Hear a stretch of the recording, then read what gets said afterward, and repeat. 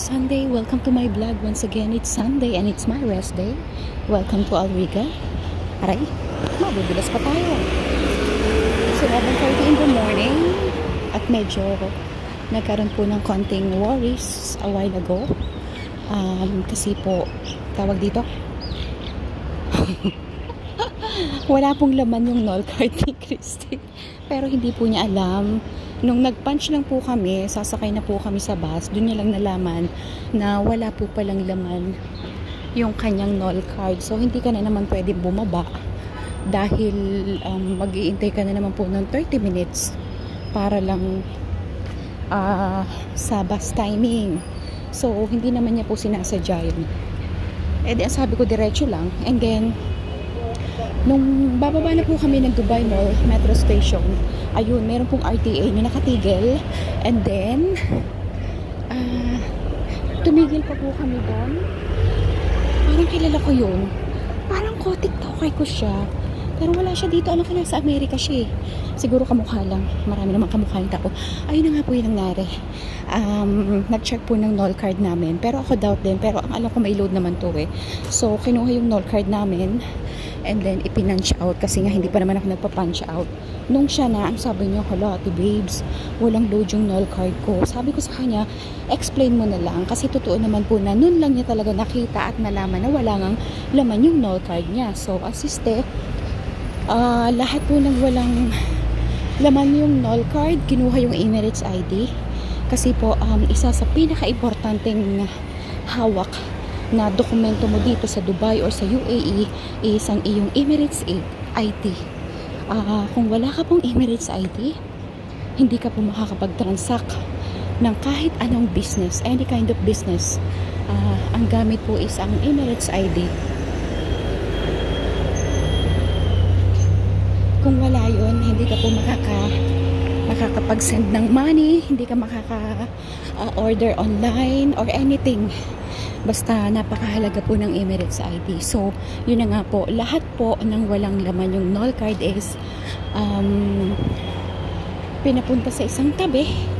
And then, pinapasok na kami sa metro station ng Dubai. So, napaka-unethical naman kung iiwanan ko si Christy. Kasi, sabay kaming pumunta ng Dubai Mall metro station. So, I waited for her. And then I said, huwag ka mag-alala, wala namang gagawin. Pero ang nasa isip ko po, kasi ang alam ko po talaga, pag nahuli ng RTA na walang laman ang null card mo, the penalty is 200 dirhams.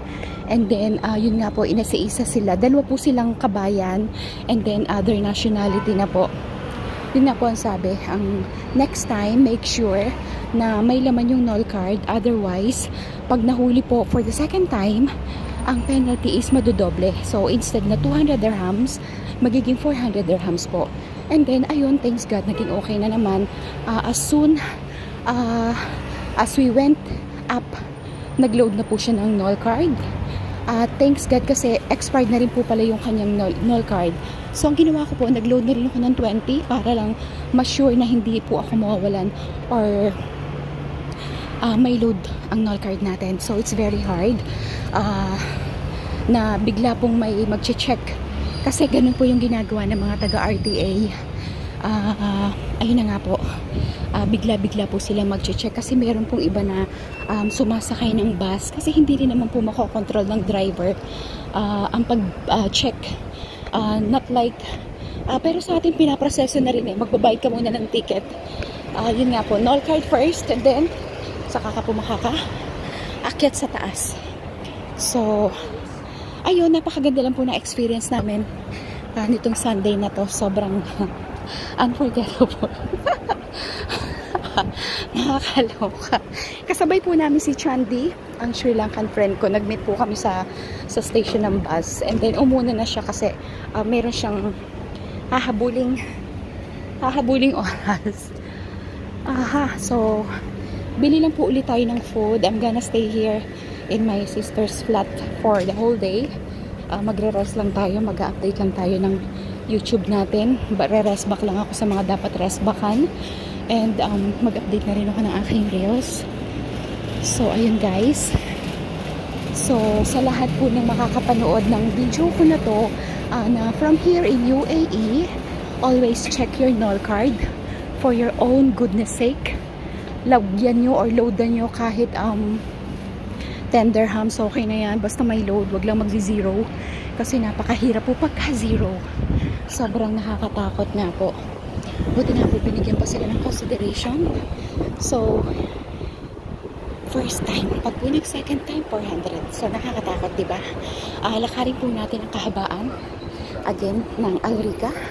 Bili lang po ako ng food. Tagaktak na naman po yung pawis natin.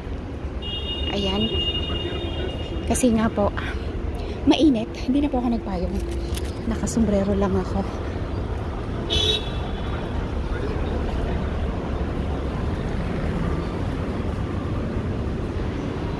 Tissue. So, yun po ang buhay OFW. Mahirap. Naakala nyo lang sa bawat post and upload namin ng videos ng mga nakangiti is wala kang pinoproblema, pero marami po.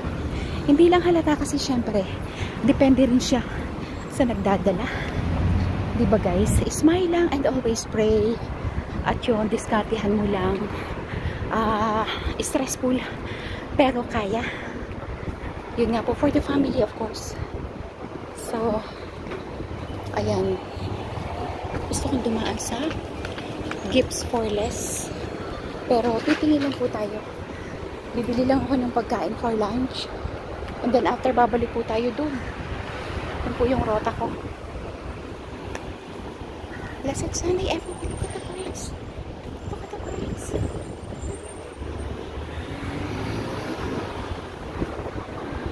Buti po ngayon at medyo mahangin-hangin na. Kasi magdi-December na rin naman, bird month na. So, mararamdaman mo na yung hampas ng hangin. Magalaw shout out sa lahat-lahat ng patuloy na sumusuporta sa aking YouTube channel. Magalaw shout out sa aking anak, Bea Riggs Liobit, sa habi ko Liobit Art, kay Ludi, Raoji TV, Master JR, Primitive Hashtag Palsor, Ban 9 Dual Channel, Juicy, July C22, G-Top TV,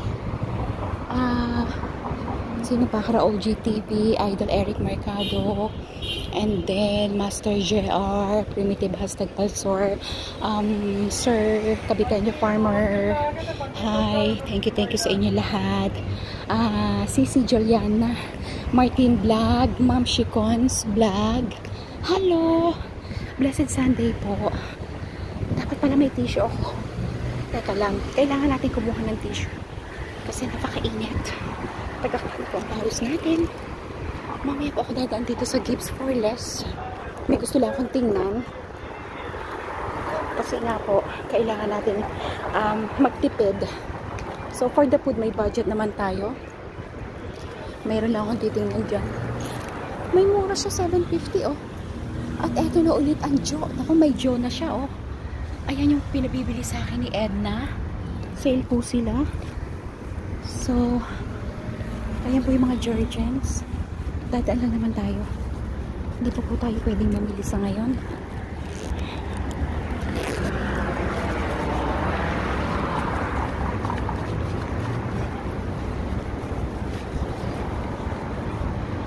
Grabe ang init.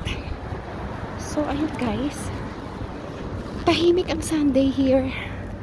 It's, yun, kainitan ulit. Kainitan. Ano naman. Ayan, gusto ko rin kung dumaan mamaya dito sa New Camp. Kasi mura din po yung mga bilihin dyan. Saka na rin lang ulit.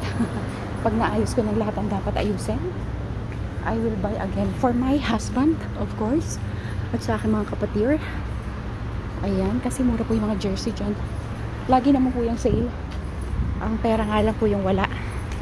Mahirap kasing gumastos ng todo. Pag alam mong meron kang responsibility at meron kang pinaglalaanan. Sahod. Pakainit. So, malapit na tayo sa aking pupuntahan. Dadaan po tayo sa Pinoy Market. Grabe, tagaktak na po ang pawis natin. Ayan yung sup-sup. Dirty chocolate 19, mango milk. Ito na po ang pupuntahan natin, ang Pinoy. Yan, may mura po kasing food dyan. 15 only. 2 ulam na po siya and 1 rice.